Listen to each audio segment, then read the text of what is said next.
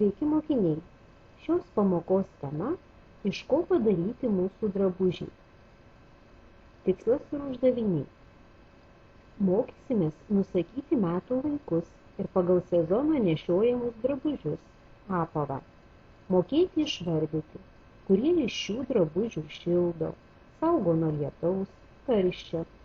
Pasvarstyti ir nuspręsti, iš kokių medžiagų padaryti šie drabužiai ir avalynė. Suprasti ir turėti pagrindinius apsirengimo įpročius. Drąsiai išsakyti savo nuomonę, kaip saugoti savo ir kitų sveikatą. Į pamoką mes keliausime su 3 avytėmis. Sveiki, mano vardas yra Baltutė, o aš Melsvius. Mane vadina Spindulėliu. Mums avims gerai, mūsų kūnus dengia šilti kailinėliai, vilna. O jūs, žmonės, esate pliki, jums reikia rūbų. Šiandien jūs sužinosite, iš ko siuvami rūbai, kuo jie skiriasi ir kaip juos prižiūrėti. Kas yra audinys? Austinė medžiaga, iš kurios galima siūti drabužius, vadinama audiniu. Audinių rūšys skirstamos pagal tai, iš kokios žaliavos jie pagaminti. Yra natūralūs audiniai ir dirbtiniai audiniai. Natūralūs audiniai – tai augalinės kilmės, medvilnės, lino, kanapių. Paprastai kalbant, jie yra išauginami iš žemės. O gyvūninės kilmės – tai vilnos, natūralaus šilko. Dirbtiniai audiniai yra iš sintetinių medžiagų, pavyzdžiui, iš akmens anglies, naftos, dujų, kalkių ir kitų. Linas – tai tvirtas standus austinis audinys iš apdirbtų linų stiebų. Linas yra daug stipresnis ir labiau žvilgantis nei medvilnė. Jis pasižymi antialergiškomis savybėmis, gerai sugeria vandenį, pralaidus orui ir vėsinantis audinys. Itin ilgaamžiškas. Galima plauti aukštoje temperatūroje. Po skalbimo jis gali susitraukti. Lyginti reikėtų karštu lygintuvu su drėkintuvu. Lininis audinys naudojamas. Apžiūrėkite paveikslėlius. Labai patogu yra dėvėti sportinės palaidinukes, marškinėlius, švarkelius ir visokius rūbus vasarai, sukneles, palaidinukes, nes lininis audinys labai gerai praleidžia orą. Taip pat iš lino yra gaminamos staltiesės, lovatiesės, patalynė, užuolaidos. Medvilnė. Pluoštas gaunamas iš medvilnės žiedų. Štai kaip atrodo iš arti ant stiebelio žiedelis, o iš jo lyg vatytė. Va tai ir yra medvilnė.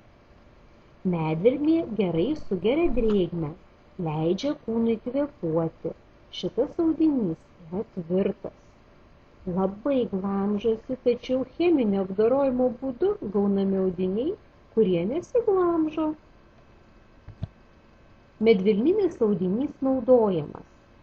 Štai paveikslėliuose parodyta.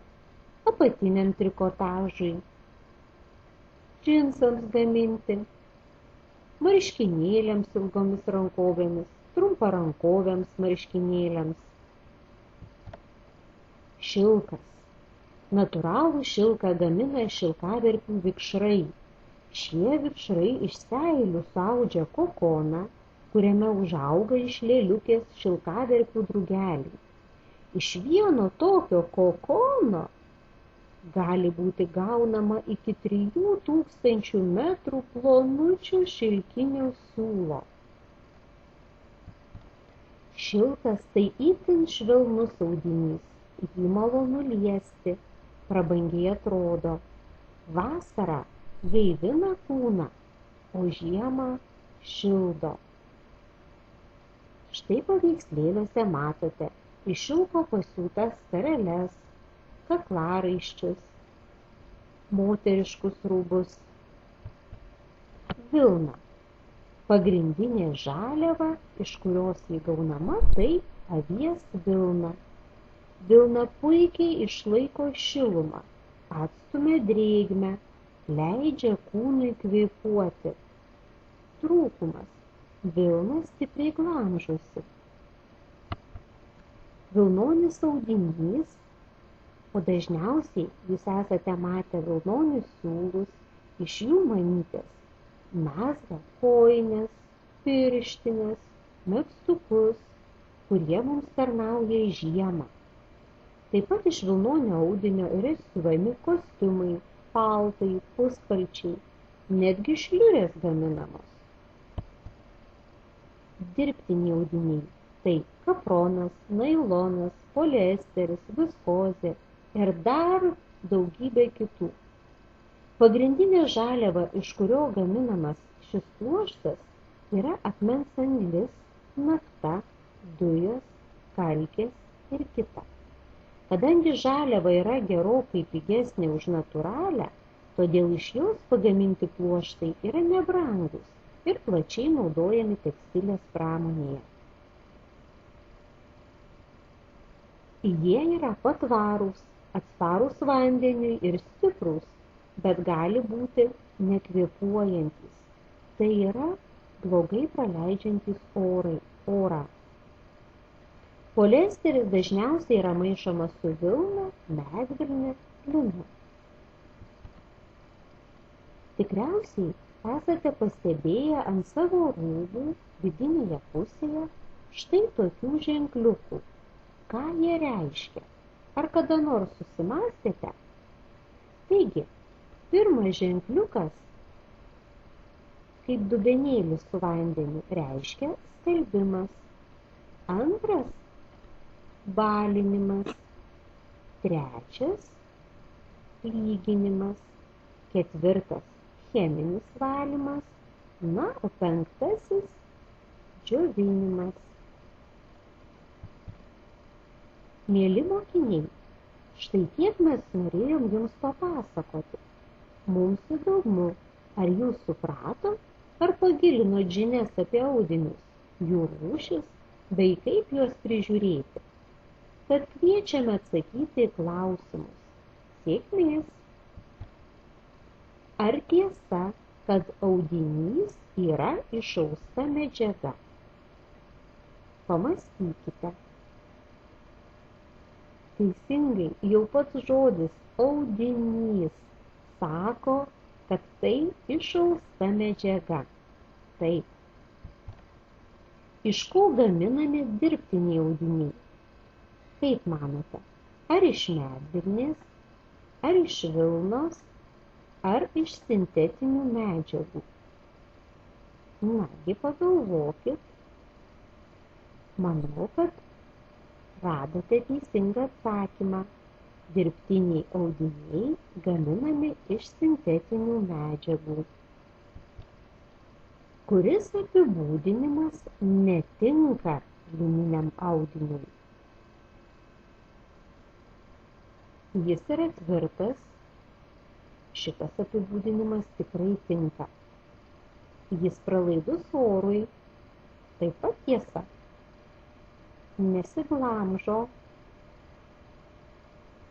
Nagi, pagalvokit. Iš tiesų, lininis audinys smarkiai glamžosi. Trečias atsakymas yra neteisingas, netinka lininiam audiniui. Ketvirtas, gerai sugeria vandenį. Tai tiesa. Kuris rūbas ne iš vilnos? Ar jau nustatėte? Taip, tai trečiasis maudymosi kostiumėlis. Dažniausiai maudymosi kostiumėliai yra siuvami iš sintetinės medžiagos. Iš ko gaminama medvilnė? Na, jums reikės prisiminti. Ar iš medvilnės stiebų, ar iš medvilnės žiedų, o gal iš medvilnės šaknų? Teisingas atsakymas yra antrasis – iš medvilnės žiedų. Pamenate Latytę? Iš ko gaminama džinsinė medžiaga? Iš lino, iš šilko, iš medvilnės. Kaip manote, kuris atsakymas teisingas? Taip, tai trečiasis. Džinsinė medžiaga gaminama iš medvilnės. Iš ko gaminamas šilkas? Ar iš avių vilnos, ar iš šilkaverpių drugių kokonų, ar iš bambuko? Pamąstykit. Tai teisingas antrasis atsakymas – iš šilkaverpių drugių kokonų. Kuris teiginys nėra tiesa? Sveikiausia dėvėti natūralaus pluošto drabužius. Manau, kad pritarsite, jog tai yra tikra tiesa. Natūralūs audiniai lengviau sugeria drėgmę ir greičiau ją išgarina. Tai taip pat tiesa. Dėvint dirbtinio pluošto audinius, kūnas lengvai kvėpuoja, neprakaituoja. O štai trečiasis atsakymas – teiginys tikrai nėra teisingas. Mat dėvint dirbtinio pluošto audinius, kūnas tikrai nekvėpuoja lengvai, jis prakaituoja. Ką reiškia šis ženklas ant rūbų? Pamąstykite. Taip, tai pirmasis atsakymas teisingas. Švelnus skalbimas. Rekomenduojama temperatūra 30 laipsnių Celsijaus. Šitoje temperatūroje švelniai yra skalbiami nestori audiniai, kuriems reikia ypatingos priežiūros. Ką reiškia šis ženklas ant rūbų? Jūs jį pažįstate, tai lygintuvas, taip? O ką reiškia tie 3 taškeliai? Jeigu ant rūbų pamatysite tokį ženklą, žinokite, kad didžiausia lyginimo temperatūra tai yra 200 laipsnių Celsijaus. Ką reiškia šis simbolis? Tai reiškia, kad rūbo, ant kurio kabo toks simbolis, negalima skalbti skalbimo mašinoje. Reikia skalbti tik rankomis. Įsivertink. Pagalvok, kaip tau šiandien sekėsi mokytis. Ar puikiai? Jeigu įveikiai visas užduotis. O gal tik daugumą užduočių atlikote ir teko pasukti galvą? Aš tikiuosi, kad nedaugelis klydote, bet pasikartoti verta visiems. Ačiū už dėmesį. Iki kito karto.